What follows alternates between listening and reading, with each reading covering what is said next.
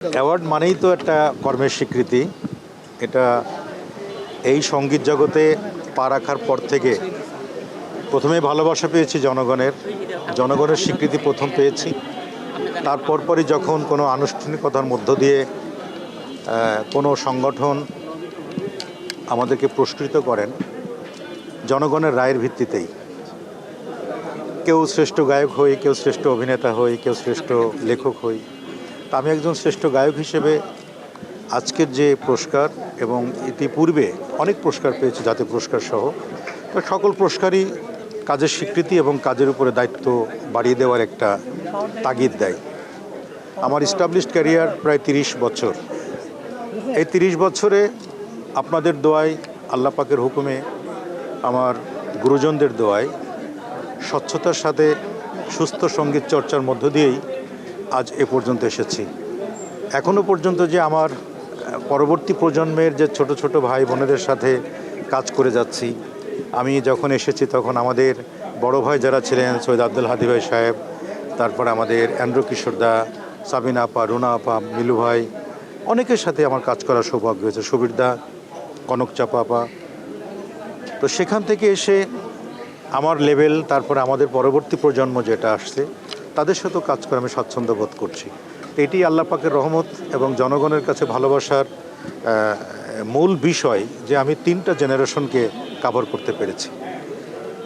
সে কারণেই আল্লাহ পাক সুস্থ রেখেছেন, সুস্থ চর্চার মধ্য দিয়ে আমার কর্মটাকে স্বচ্ছতার সাথে পার করতে পারছি। আমি আপনাদের কাছেও দোয়া প্রার্থনা করি, আপনাদের এই খবরের মাধ্যমে বা এই পত্র পত্রিকা টেলিভিশনের মাধ্যমে যদি আপনারাও প্রচার না করতেন, আমার কর্মটা হয়তো দেশের প্রত্যন্ত অঞ্চল পর্যন্ত পৌঁছাতো না। এই জন্য অন্তঃস্থল থেকে আপনাদেরকে ধন্যবাদ জানাই, কারণ একজন মানুষের পক্ষে, একার পক্ষে কোনো কিছু সম্ভব নয়, সবার সহযোগিতা লাগে। এই কণ্ঠ এবং কলম এবং আপনাদের এই ইলেকট্রিক মিডিয়া, এই সব কিছু মিলেই আজকে একজন মনির খান এই পর্যায়ে আসার জন্য আপনাদের ভূমিকা অনেক বেশি। এই জন্য আপনাদের কাছে সবসময় আমার বিনম্র শ্রদ্ধা থাকে। সব কিছুতেই আমরা মিলেমিশে কাজ করি, একটা পরিবারের মতো। আমি জীবনের শেষ দিন পর্যন্ত যেন আমার কর্ম দিয়ে আমি জনগণের হৃদয়ে বসবাস করতে পারি, সেই আশাবাদ ব্যক্ত করছি এবং সবার কাছে সেই দোয়া প্রার্থনা করছি। আল্লাহ পাক আমাদের সকলকে সুস্থ রাখুক এবং এই দেশকে সুস্থ সুন্দর রাখার জন্য সবাই মিলে সুন্দর দেশ গঠনের ক্ষেত্রে আমরা যেন সবাই মিলে কাজ করতে পারি। পার্থক্য, কাজের পার্থক্য তো আছেই, সময়ের পার্থক্য হয়েছে, বয়সের পার্থক্য হয়েছে। যেমন হাদী ভাই, অ্যান্ড্রুদা, সুবীর দা, সাবিনা আপা, রুনা আপা, কনক আপা, এনাদের সাথে আমি অনেক ছোট ছিলাম, কাজ করতে পেরেছি। তারা বড়দের ভূমিকায় থেকে আমাকে আদর, স্নেহ, ভালোবাসা সব কিছু দিয়ে আমাকে কাজ করতে সহযোগিতা করেছেন। তখন যে গানের একটা মাত্রা ছিল, গানের যেটা সৌন্দর্য ছিল, ভালো কথার গান, ভালো সুরের গান, ভালো কম্পোজিশনের গান, তখন গীতিকার, সুরকার, শিল্পী, আমাদের মিউজিক ডিরেক্টর সকলেই মিলে একের পর এক গান সৃষ্টি হয়েছে। সেটা একদিনে একটা গান সৃষ্টি হতো না, 2 দিন, 3 দিন, 5 দিন, 7 দিন পর্যন্ত লাগতো। তো সেই সৃষ্টির যে বিষয়টি ছিল সেটি কিন্তু এখন নাই। এই সময়ের পরিবর্তন এবং আমাদের যে জেনারেশনের পরিবর্তনের সাথে সাথে আমরা কোয়ালিটি থেকে অনেক দূরে সরে এসেছি। সত্যি কথা বলতে, আগের মানুষের যে সুন্দর গান ছিল, যে গানটা মনের কথা বলতো, জীবনের কথা বলতো, ঘটে যাওয়া ঘটনার কথা বলতো, সমাজ পরিবর্তনের কথা বলতো, শিক্ষণীয় কথা বলতো, সেটা আধ্যাত্মবাদের কথা বলতো, সেখান থেকে এখন যেন আমরা ভাইরালের দিকে বেশি ঝুঁকে পড়েছি। কিন্তু এখনকার ছেলেমেয়েরা কিন্তু অত্যন্ত ট্যালেন্ট, তারা অল্প সময়ের মধ্যে অনেক ভালো কাজ করার যোগ্যতা রাখে। আল্লাহ পাক সেই তৌফিক তাদের দিয়েছেন। কারণ সঙ্গীত একটা গুরুমুখী বিদ্যা।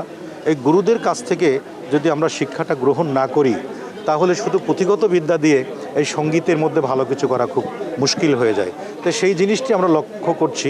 যেমন আমি যে বিল্ডিংয়ে দাঁড়িয়ে আছি, এই বিল্ডিংটি কমপক্ষে 20 তলা। এই 20 তলা বিল্ডিং দীর্ঘদিন টিকে থাকবে যদি ফাউন্ডেশন মজবুত থাকে। আর যদি ফাউন্ডেশন দুর্বল হয়, অচিরেই কিন্তু ভেঙে পড়ার সম্ভাবনা থাকে। তেমনি সঙ্গীতের ফাউন্ডেশন লাগে। তো সেই ফাউন্ডেশনগুলো তৈরি করতে গেলে আমাদের গুরুর কাছে যেতে হয়। তা আমরা গুরুর কাছে যাওয়ার বিষয়টি একেবারেই ভুলে গেছি, উদাসীন হয়ে গেছি। আর একটু ক্ষতি যেটা আমার চোখে মনে হয়েছে, যে বিভিন্ন চ্যানেলে যে রিয়েলিটি শোগুলা, এই রিয়েলিটি শোগুলোর মধ্য দিয়ে SMS-এর মাধ্যমে বা ভোটের মাধ্যমে শিল্পী তৈরি হচ্ছে।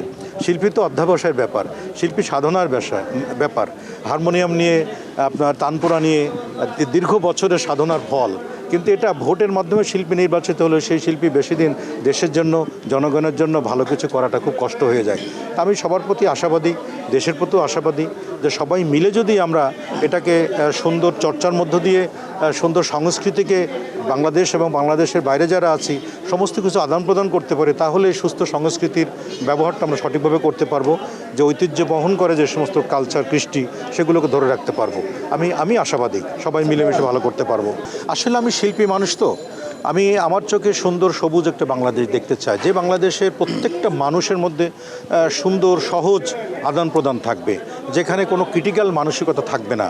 কারণ হিন্দু, মুসলিম, বৌদ্ধ, খ্রিস্টান যে ধর্মেরই হয় না কেন সবাই মিলেমিশে থাকবো এখানে। যে কেউ একটু নিচু, কেউ একটু উঁচু, এই মানসিকতা আমাদের না থাকাটাই ভালো। এবং মাদকমুক্ত, অবশ্যই মাদকমুক্ত একটা সমাজ আমাদের দরকার। যুব সমাজকে সঠিকভাবে আমাদের কাজে লাগানো দরকার। বেকারত্বকে দূর করে নারী ক্ষমতায়ন বৃদ্ধি করা এবং সুস্থ বাংলাদেশ তৈরি করতে গেলে আপনার আমার সবার খুব ঐক্যবদ্ধভাবে কাজ করা দরকার। শিক্ষাটাকে আমাদের খুব ভালোভাবে আমাদের নজর দেওয়া দরকার। কারণ ছোট ছোট কোমলমতি শিশু প্রাইমারি স্কুল থেকে যাতে সুন্দর শিক্ষা নিয়ে বেড়ে ওঠে, তার যে শিশুর যেদিকে টান নেওয়া দরকার। আমি গান গাওয়া শিখেছি, একজন ফুটবল খেলতে ভালোবাসে, একজন ক্রিকেট খেলতে ভালোবাসে, একজন আঁকতে ভালোবাসে, লিখতে ভালোবাসে। যে যেদিকে পছন্দ করে তা সেদিক, ওই ছোট থেকেই তাকে সেই দিকেই তাকে ট্রেন আপ করা উচিত। তাহলে আমাদের প্রত্যেকটা শিশুর মানসিক চাপটা পড়বে না। তো সেইভাবে আমাদের নজর রাখা উচিত, সংস্কৃতির দিকে নজর রাখা উচিত। কারণ সংস্কৃতিবিহীন রাজনীতি সংস্কৃতিবিহীন সুস্থ দেশ, রাজনীতি সংস্কৃতিবিহীন সুস্থ চর্চা, সুস্থ সমাজ কোনোভাবেই সম্ভব নয়। তা আমরা সবাই মিলেমিশে একজন মানুষ মানে তার বাক স্বাধীনতা, তার ভোট এবং ভাতের অধিকার, সুস্থভাবে বেঁচে থাকার অধিকার যেন সবার মধ্যে সমানভাবে থাকে, এমন একটি দেশ আমরা আশা করছি। না, বিএনপি থেকেই, আমি ছাত্রদল থেকেই আমার রাজনীতি শুরু হয়েছে। আমি ছাত্র সংসদে কোটচাঁদপুর কেএমএস ডিগ্রি কলেজের সাংস্কৃতিক বিষয়ক সম্পাদক ছিলাম। তো সেখান থেকে ঢাকাতে এসে জাসাস করেছি, জাসাসের জেনারেল সেক্রেটারি ছিলাম, আপনার বিএনপির কেন্দ্রীয় কমিটির সহ সাংস্কৃতিক বিষয়ক সম্পাদক ছিলাম। এখন আমি আমার ঝিনাইদহ 3 আসন থেকে নির্বাচন করার জন্য কাজ করছি। গত 2 তারিখে, আগস্ট মাসের 2 তারিখে লন্ডনে আমি আমার নেতা জনাব তারেক রহমানের সাথে দেখা করে এসেছি। উনি কাজ করতে বলেছেন, সেই আলোকে আমি কাজ করে যাচ্ছি। গ্রিন সিগন্যাল শব্দটি একবারে মিথ্যা। এই সিগন্যাল বলে কোনো শব্দ নয়, এগুলো ফেসবুকের ভাষা, ফেসবুকের তোলপাড় করা একটি বিষয়। কিন্তু গ্রিন সিগন্যাল কেউ কখনো পায় নাই। তারেক রহমান সাহেব স্পষ্টই বলেছেন আমাদের সব কিছু প্রস্তুতি নেওয়া আছে, অচিরেই আমরা জানিয়ে দেবো, সংবাদ সম্মেলনের মাধ্যমে জানিয়ে দেবো। সেই জানানো পর্যন্ত যে সমস্ত সিগন্যাল পাচ্ছেন এগুলো কোনো কিছু সঠিক নয়।